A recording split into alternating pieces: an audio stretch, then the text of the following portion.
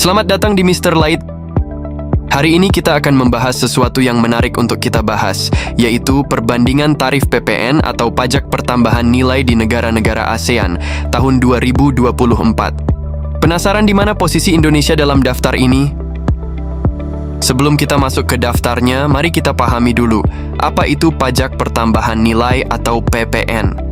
PPN adalah pajak konsumsi yang dikenakan pada barang dan jasa di setiap tahap produksi atau distribusi. Pajak ini langsung memengaruhi harga barang yang kita beli, sehingga dampaknya terasa oleh konsumen. Kenapa sih pajak itu penting?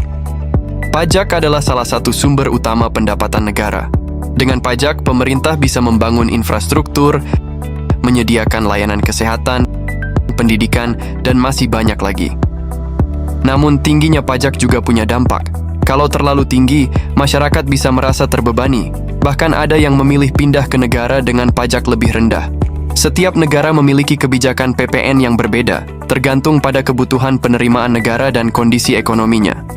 Sekarang, mari kita lihat tarif PPN di negara-negara ASEAN pada tahun 2024. Data ini menunjukkan bagaimana kebijakan pajak konsumsi diterapkan di kawasan kita.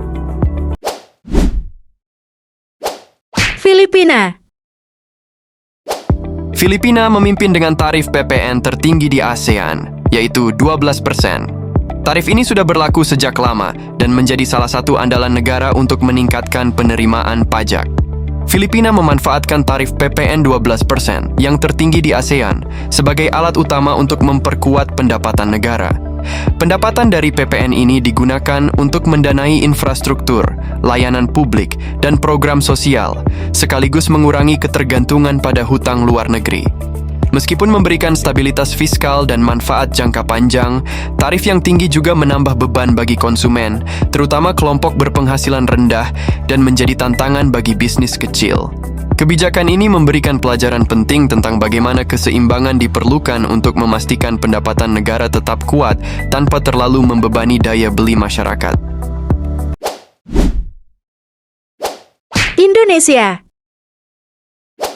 Indonesia saat ini berada di posisi kedua dengan tarif PPN sebesar 11% yang mulai berlaku sejak April 2022. Namun, tarif ini direncanakan naik menjadi 12% pada Januari 2025, menyamai Filipina. Kenaikan tarif PPN Indonesia menjadi 12% pada Januari 2025 adalah langkah strategis untuk memperkuat penerimaan negara dan menjaga stabilitas fiskal. Kebijakan ini dirancang untuk mendukung pembiayaan program pemerintah seperti infrastruktur, pendidikan, dan layanan sosial. Namun, kenaikan ini berpotensi menekan daya beli masyarakat, terutama kelompok berpenghasilan rendah, serta melemahkan konsumsi rumah tangga yang merupakan kontributor utama PDB. Oleh karena itu, implementasi kebijakan ini membutuhkan persiapan matang, komunikasi yang jelas, dan langkah pendukung seperti penciptaan lapangan kerja berkualitas dan peningkatan kesejahteraan masyarakat agar tidak mengganggu stabilitas ekonomi domestik. Kamboja dan Vietnam. Kamboja dan Vietnam memiliki tarif PPN yang sama, yaitu 10%. Tarif ini cukup stabil dan tidak mengalami perubahan besar dalam beberapa tahun terakhir. Tarif PPN sebesar 10% di Kamboja dan Vietnam mencerminkan kebijakan yang seimbang antara kebutuhan pemerintah untuk meningkatkan pendapatan negara dan menjaga daya beli masyarakat. Stabilitas tarif ini membantu mendukung pertumbuhan ekonomi berkelanjutan, baik melalui sektor industri dan perdagangan di Vietnam maupun pembangunan infrastruktur dan pelayanan publik di Kamboja. Tarif yang kompetitif juga memberikan kepastian bagi konsumen dan pelaku usaha, menjadikannya moderat dibandingkan dengan negara-negara lain di ASEAN seperti Indonesia dan Filipina.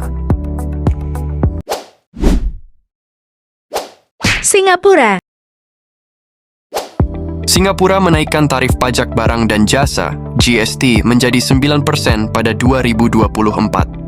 Negara ini secara bertahap meningkatkan GST untuk menjaga stabilitas fiskal sambil tetap menarik sebagai pusat bisnis.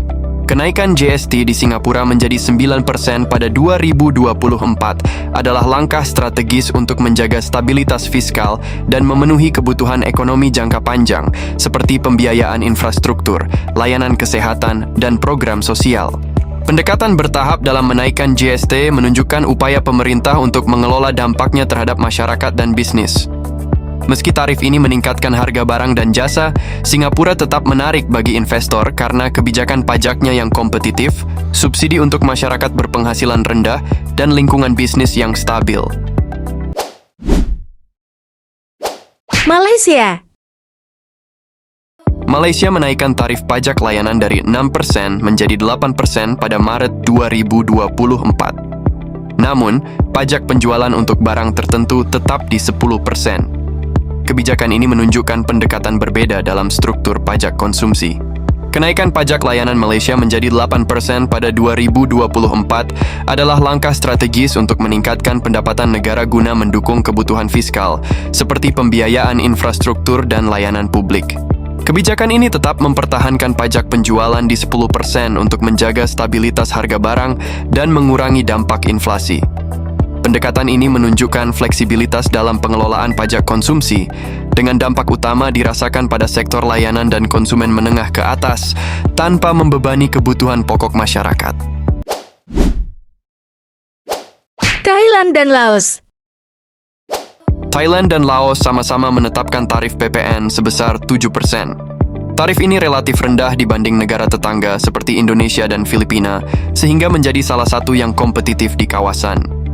Tarif PPN sebesar 7% di Thailand dan Laos mencerminkan kebijakan yang seimbang untuk menjaga daya beli masyarakat sekaligus mendorong daya saing ekonomi. Tarif ini membantu mempertahankan harga barang dan jasa tetap terjangkau, mendukung sektor pariwisata, perdagangan, dan investasi, terutama di Thailand sebagai destinasi wisata utama. Di Laos, tarif moderat ini berperan dalam menjaga stabilitas ekonomi yang inklusif sambil tetap memberikan kontribusi signifikan terhadap penerimaan negara. Dengan tarif yang kompetitif, kedua negara memiliki daya tarik lebih tinggi dibandingkan negara-negara ASEAN dengan tarif PPN lebih tinggi seperti Indonesia dan Filipina. Myanmar. Myanmar tidak memiliki PPN seperti negara lain, tetapi menerapkan pajak komersial standar sebesar 5%. Ini menjadi salah satu tarif pajak konsumsi terendah di ASEAN. Pajak komersial 5% di Myanmar mencerminkan pendekatan sederhana dalam sistem perpajakan konsumsi. Tarif yang rendah ini membantu menjaga daya beli masyarakat dan mendukung pertumbuhan sektor bisnis, terutama usaha kecil dan menengah, UKM. Timor Leste. Timor Leste memiliki tarif pajak penjualan impor sebesar 2,5%, menjadikannya yang paling rendah di ASEAN. Hal ini mencerminkan kebutuhan ekonomi negara yang masih berkembang.